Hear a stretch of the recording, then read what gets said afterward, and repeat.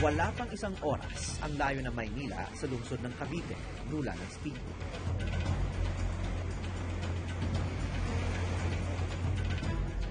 Noong panahon ng Kastila, ang rutang ito ang isa sa mga pinakamahalagang daanan ng kalakal o galleon trade mula Pilipinas patungong Mexico. Bago lumabas ng Pilipinas, dumadaan muna rito sa Maynila yung mga barko na galing dito sa Cavite para paspasan daw ng Arsobispo bago tumungo ng Mexico. Kaya dito sa Cavite, nagkaroon ng mga industriya hindi lang sa kalakal, kundi sa paggawa ng mga barko o shipbuilding.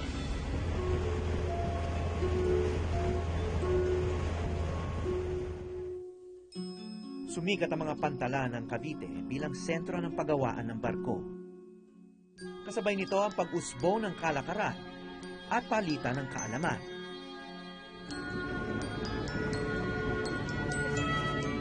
Ngayon, mahalaga pa rin ang pantalan ng lungsod dahil dito matatagpuan ang pinakamalaking base ng Philippine Navy, ang Sandy Point. Pero ang masigabong kalakaran noon, sa mga pahina na lang ng kasaysayan makikita.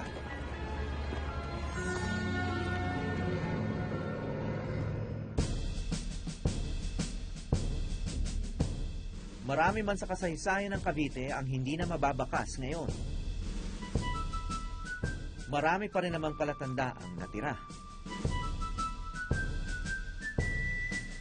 Tulad ng Aguinaldo Shrine sa Kawit, kung saan inihayag ang kalayaan ng mga Pilipino sa mga Kastila. Pero sa mga sulok ng lalawigan na kilala bilang tahanan ng mga revolusyonaryong Tagalog, may isang pamana ang mga Kastila na tumitibok pa sa puso ng ilang mga Caviteño. Ang wikang Chabacano. Chabacano! Kinmanagagi. Chabacano! Legítimo Chabacano. Buenas. Yo, Enrique Rodriguez Escalante, yo de Cavite City. Aquí yo nací y aquí yo quedé grande. Natural, yo un verdadero Pilipino. Dating Superintendent sa Department of Education si Dr. Ike Escalante. Matapos magretiro, ibinuhos niya ang kanyang oras sa pagsusulong ng wikang kanyang kinalakihan. Nagsulat siya ng 3 libro sa balarila ng Chabacano na siya pa mismo ang gumastos dahil halos wala na raw mga akda sa kanyang mother tongue. Ako, that's why ako nung sumusulat. Walang sumusulat eh. Literature by you? Yeah, why not? Poetry, yes. Meron akong one-act plays. In Chabacano? Oh.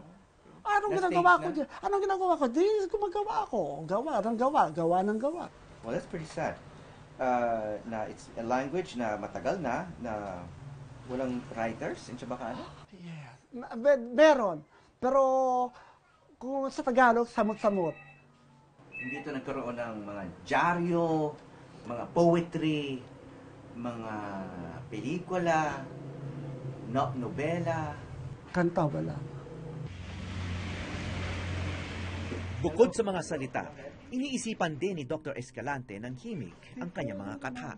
Como ba,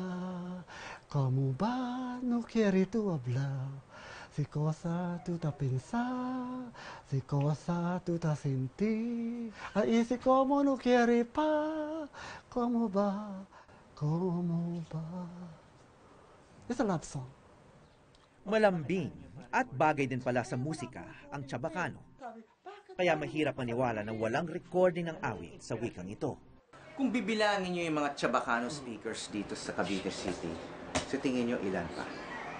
Siguro mga, sabi nila, according to the research done, 3,000 daw. Dito sa Cavite City? Marami-rami rin. Marami-rami, pero I doubt. 1, 2, 3. 4, 5, Anya, 6. unti-unti na nawala ang paggamit ng Chabacano nang dumating ang mga Amerikano. Kaya nawawala ang Chabacano sa pamilya pa lang. According to Dr. Genuino, sa Ternate, it is in a serious condition. Meaning, nagde-decline. Okay? At dito, dying. She considered dying because she was trying to pinpoint how many youngsters, children, speak Chabacano. Hindi raw interesado ang mga kabataan ng Cavite City matutunan ng wika ng kanilang mga lolo at lola. Sabi pa to, platikan na Marunong ka marunong ka Bacano, to. Chabacano. Bacano. Sabi pa to, platikan na Chabacano. Poco. Sino na lang kaya rito ang marunong? ¿Cómo tu nombre? Cesar. Cesar. Cesar.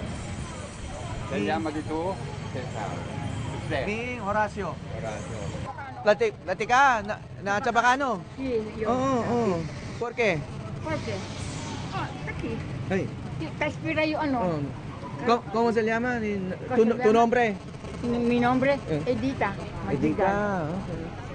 Mi Horacio. Madalas iniuugnay ang mga salitang Kastila sa mga may kayang mistiso. Lehitimo. Lehitimo, Chabacano. Ngunit walang tisoy at tisay sa may simbahan ng San Roque. Lehitimo. Chabacano. Chabacano. O, platica yung Bacano para... Kasi mga steady. Oh, de donde? Di aquí ni Managagli. De Gangli. En Gangli mucho platica. Mucho Chabacano niya. Kaya todo, halos. Todo. Todo, halos. Ese platica. Chabacano. Okay. Buenos días. Buenas. Siento. Gracias. Los compañeros que... Mi amigos, Jason. Tiene más afuera. Su nombre? Esteban. Esteban. Steve. Horacio. Llamas conmigo Steve. Aquel Llamas amigo o Howie. Howie. Maya-maya pa, naubusan na ako ng kinabisadong Chabacano mula sa libro ni Dr. Escalante.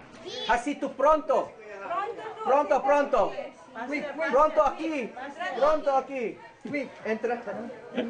Entra aquí. Tiene su shoe na detrás de tu orejas. Mali. Yo. Mali.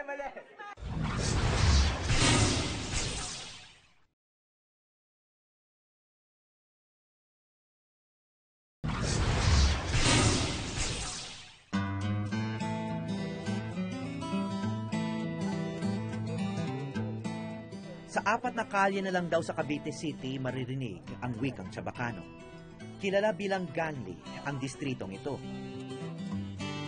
Sabi platica de Chabacano. Ayan, yung profesor niyo po, Sir Ay, Escalante. Sí. Mi profesor si cuando te enseña na Manuel Rojas. En escuela aquí, Manuel Rojas. platica na Chabacano. Chabacano, may maora, puro Bisaya ta platicando Tagalog. Mas mucho Tagalog y Bisaya. Yung mga anak niyo, May puro apuya. apo niyo hindi marunong. Hindi. Hindi niyo tinuturuan. Hindi nga kasi nga namulat sila sa Tagalog, sir. Ayon kay Profesor Evangelino Nigoza, konti na lang daw ang mga batang nais matuto ng Chabacano. Talaga maraming nakikipag-abay dahil nga, alam mo, bago salita kami, sasabihin ng mga tagalista, mga Tagalog talaga, kaya nagagalit. Sabi namin, magagalit kayo. Ay, ganyan talaga tayo. Siguro, napipikon yung mga ilan, nagagalit sila pag may gumagaya sa aming pananalita. Pero sa aking paglilibot sa Cavite City, may bumulong sa amin na meron daw isang batang magaling mag-Chabacano. Platica na Tagalog. Sí. Okay. Chabacano, Tagalog, pwede. Pwede. Okay. ¿Cómo sa tu nombre? Roy Cristiana Penriquez po. Ano ulit ang Roy first name? Cristiana Penriquez. Christian. Roy Christian. Okay. Ilan taong ka na? 9 po. 9. Okay. Paano ka natuto mag-Chabacano? Dito po sa lola ko po. Aki ko may aguela. Okay. So, yung mga kaibigan mo, marunong din? Un poco lang po. Un poco. Sa school, ginagamit mo ba yung Chabacano? No po. Saan mo ginagamit ang Chabacano? Aki na casa. Ngayon, itong mi amigas, gustong marinig yung iyong, kaya ba? Sige, malakas. En ciudad donde yo ya nací, muchos hijos que ya morí. No más ya pudí y lo supliqué así. Maski el vida no vale más perdí. Aquí todos nisos para el otro tapo di sabi. Na todo tiempo, na todo ocasión. Siempre junto nisos de aquí. Ciudad Cavite, el inspiración. Di nisos vida y corazón. Ciudad Cavite, hasta aquí morí. Madari gracias, nisos de aquí. Bueno! Mahilig sumali si Roy sa mga paligsahan sa Chabacano. Ang kaibahan niya sa karaniwang kalahok, hindi niya lang sinasaulo ang mga salita. Alam niya rin ang kahulugan. Masipag man siyang sumali sa mga contest. Lagi raw siyang natatalo. Di ba nga meron po tayong kasabihan, try and try. Para meron rin po, meron kapalit rin po yung pag sumali ka ulit, mananalo ka rin po. Ganun. Tiwala ka naman. Opo. Tiwala po sa sarili ko. Ayon sa mga historiador, sa Cavite at hindi sa Zamboanga unang isinilang ang wikang Chabacano.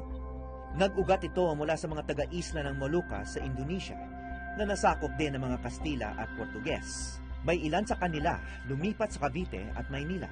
Inatasan silang ipagtanggol ang kaharian ng Kastila dito sa Pilipinas.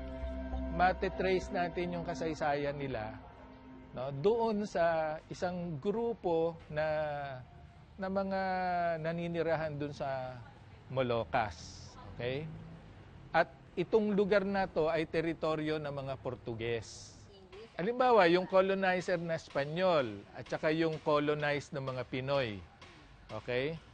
Hindi sila pwedeng magkaintindihan. Okay? Ano yung ginagawa nila? Nagkakaroon muna ng pansamantalang wika. Okay? May kukunin na mga vocabulary dun sa colonizer's language at may kukunin din na vocabulary dun sa local na language. At dito raw nagsimula ang Chabacano. Dahil tunog Kastila, may mga nagsasabing bastardong Espanyol lang daw ang wikang Chabacano. Hindi po politically correct yung gamitin yung bastardized na language. In the first place, hindi po siya Espanyol. Hindi po siya Portuges, no? Yung mga Spanish-based Creoles na matatagpuan sa Pilipinas ay kabilang po sa 170 wika na meron tayo sa buong Pilipinas. At ipinagmamalaki po natin yan.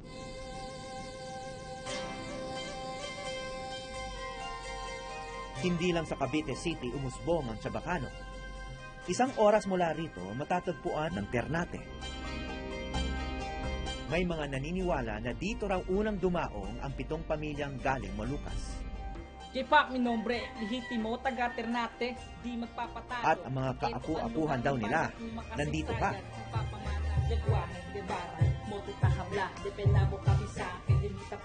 Sila ang mga kilalang rapper ng Ternate. At ito ang kanilang tambayan. Tuwing hapon, abala sila sa pagsusulat ng mga bagong kanta.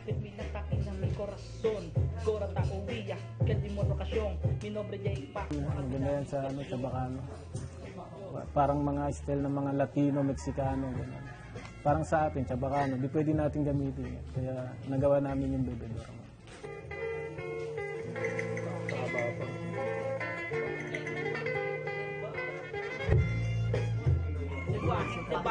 Modo tahabla, dependa mo kabisa, kaya mi platicala, sita, yan lang, at uwiti mo tro kayida, Chabacano, sangre de bara, mga primo tayuda, nubo de pabaya. Ang wikang akala ng marami ay naglalaho na sa Cavite.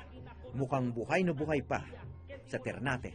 Kaya pensa, muna, bago botira hanggang o may tabibi pa, no di ubra.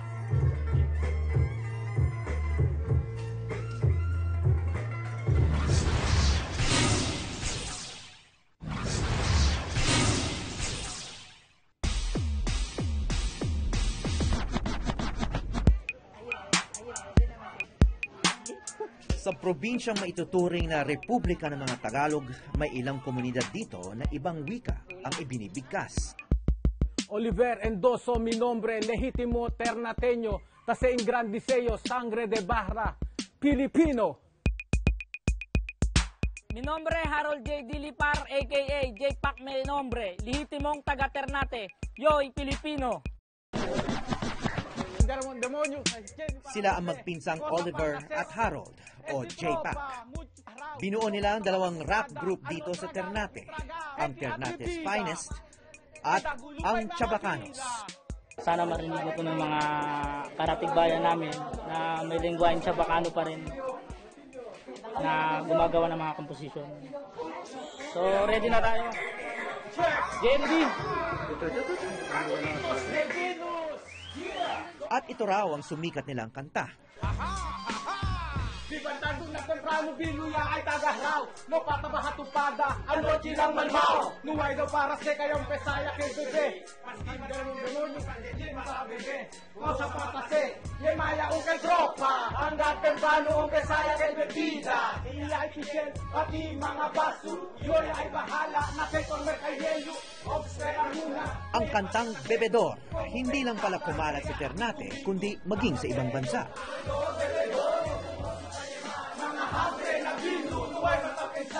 Yung mga kanta po namin simula nung inilabas po namin yung 2011, bigla ho siyang pumatok sa buong bayan ng Ternate. Kinuha na po tapos lumaganap na po, dinala na po yung iba sa parting Bataan, Pampanga, tapos hanggang umabot na rin sa ibang bansa.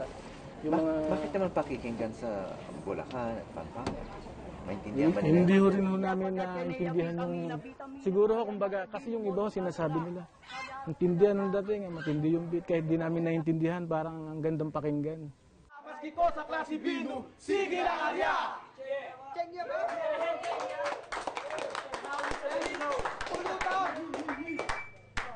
Okay, anong ibig sabihin nun? Sir, ano po yun?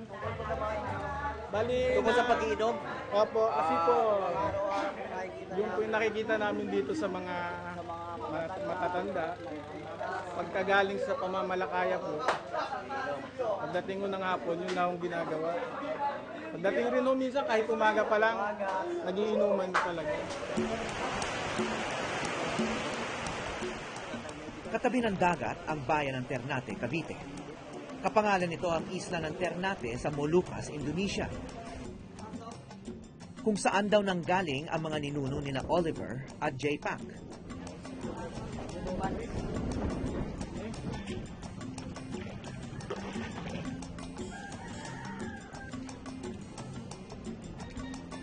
At tulad ng kanilang mga ninuno, hanggang ngayon, katuwang ng buhay nila ang dagat. Kasi minsan ma'am, pag alam mo nagtatalaba kami ma'am, ito yung buhay namin pag wala kami mga potes na sinasagihan, wala kami mga ginagawang kanta, ganitong ginagawa namin, usually, nanangalaba po. Pwede ma'am ito isabay ma'am yung pagtatalaba mo, tapos yung pagrarap mo. Saka hindi naman kami basta-basta ma'am yung gumagawa ng mga kanta para sumikat. Yung sa amin lang ma'am, yung ma-appreciate yung mga tagapakinig, katulad mo kayo ma'am. Masaya na kami ma'am pag yung ma'am, yung napakinggan nyo yung isang awit namin. Kung hindi man nasa dagat, nandito lang ang barkada sa kanilang tambayan.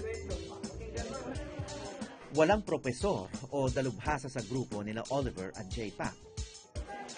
Pero ang inaambag nila sa wikang Chabacano, hindi maipagkakaila.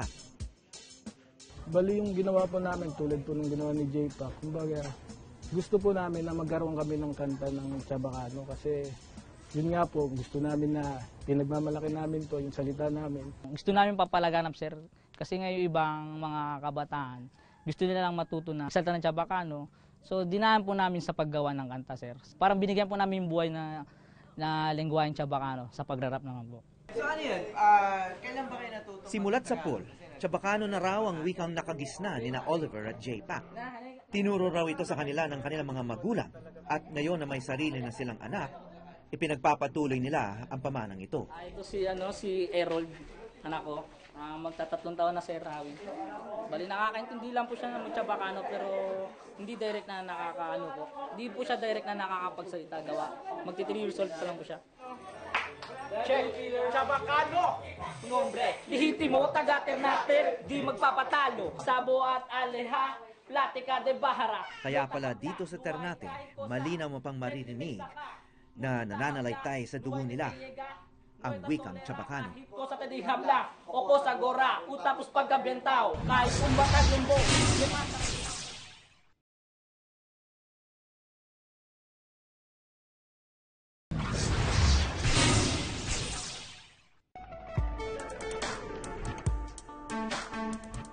Hindi lang sa Cavite City at Ternate umusbong ang wikang Chabacano. Maririnig ito sa mga lugar na naging pangunahing daungan ng mga Kastila. Tulad na lang ng Ermita sa Maynila at pati na rin sa Zamboanga sa Mindanao, kung saan malawakan pa itong ginagamit hanggang ngayon. Bagamat nasa iisang bansa, nag-iiba-iba pa rin ang salitang Chabacano, depende kung saan ka nanggaling. At kahit isang oras lang ang layo sa pagitan ng Cavite City at Ternate, magkaiba rin daw ang Chabacano rito. Dito sa Aguinaldo Shrine, isa sa pinakamahalagang pamana ng kasaysayan sa Cavite, inimbitahan namin sina Roy at ang kanyang lola, pati sina Jay pa.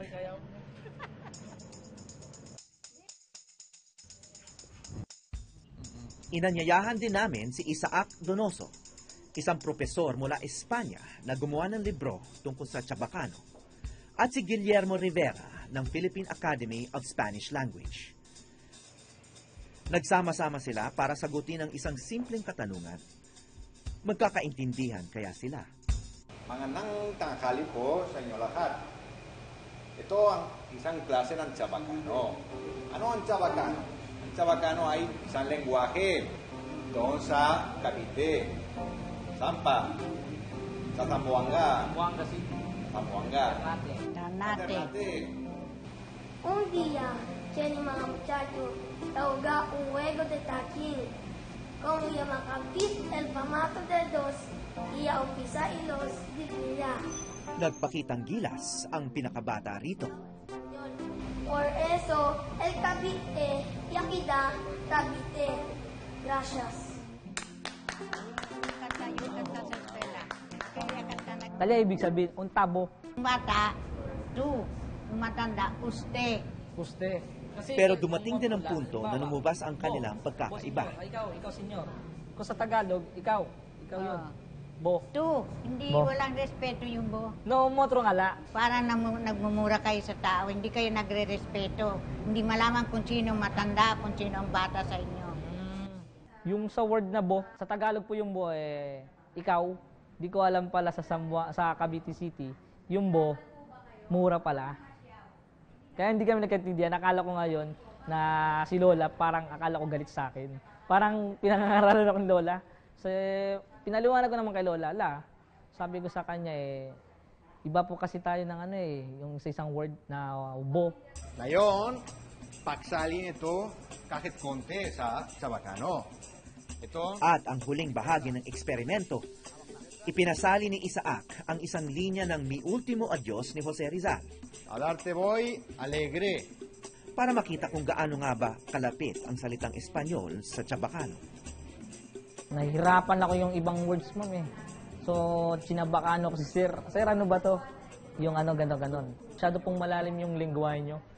Pinaliwanag nga po sa akin ni Sir kanina na yung lengguwahe nila talagang pure Espanyol. Na ginagamit nila noong 18th centuries o 16th centuries na hanggang ngayon ginagamit nila. Nahirapan po ba kayong intindihin yung Espanyol? Hindi naman, kasi marunong naman akong bumasa, kaya naiintindihan ko ang mga sinasabi.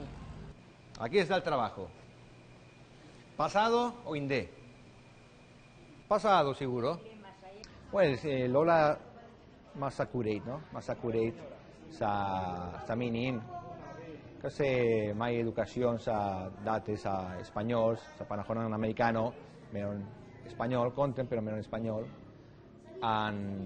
Sa lumang generasyon, they know how to read, Último Adios, they know how to read, they memorize. So obviously they are more familiar with the Spanish of Jose Rizal. Ito ang resulta, may ibang klase ng Chabacano, maraming klase. Kasi sa lumang panahon, ang Chabacano mas pareha sa Espanyol. Sa huli, isang simpleng katotohanan ang napatunayan ng kanilang pagtitipon. Dito napatunayan na ang lingwistika ng bansa natin ay mayaman. At ang mismong wika natin, ang Tagalog, kung isipin mo, kasi kung nakita ninyo yung chart ng dating suwian ng wikang pambansa, tinatala sa chart na iyon na ang salitang ugat ng wikang Tagalog ay umaabot ng 8,000. May panahon na halos 18,000 katao ang nagsasalita ng Chabacano sa Cavite. Ngayon, wala pang 3,000 ang natitira sa kanila. Bagamat kumukonte, katibayan pa rin sila sa yaman ng kulturang Pilipino. Isang bansa, halos 200 wika. Sa pamamagitan nila, makikita na noon pa man, madiskarte at malikhain na ang mga Pilipino para magkaintindihan. Como ba no quiere tu hablar? Dahil sa kanila, nabibigyan ng pag-asang mabuhay pa ang isang bahagi ng kultura na maaring matagal nang nabaon sa limot. Lengguwahe, de barra, moto kahabla, dependa mo kami sa akin. Lahat sila Chabacano. Lahat sila mga tunay na Pilipino. Mula sa Cavite City at Ternate, Yo Howie Severino, ESTL, Eyewitness. Buenos días and todos steady. Magandang araw po sa inyong lahat. Grande se, kil Chabacano, bilang Sangre de Barra. Pag malaki natin yung salita natin Chabacano at saka bilang dugong Ternateño. Sana kay Danuway kay pati ka Chabacano o Ibarra. Huwag sanang mawala ang salitang Chabacano dito sa Ternate. Akiyo, abibi, akiyo rin nyo di muri. Dito na ako nabuhay, dito na rin po mamamatay. Si lengguwahe, di motro, di ubayo FD hanggang Murillo. Dadaling ko po itong language na to hanggang mamatay po ako dahil ito po isang advantage sa amin. Si Caro sana mo to kay Pratica de Barra. Mahalin natin yung salitang Chabacano. Ben Caro yo Barra, mahal kita Ternate.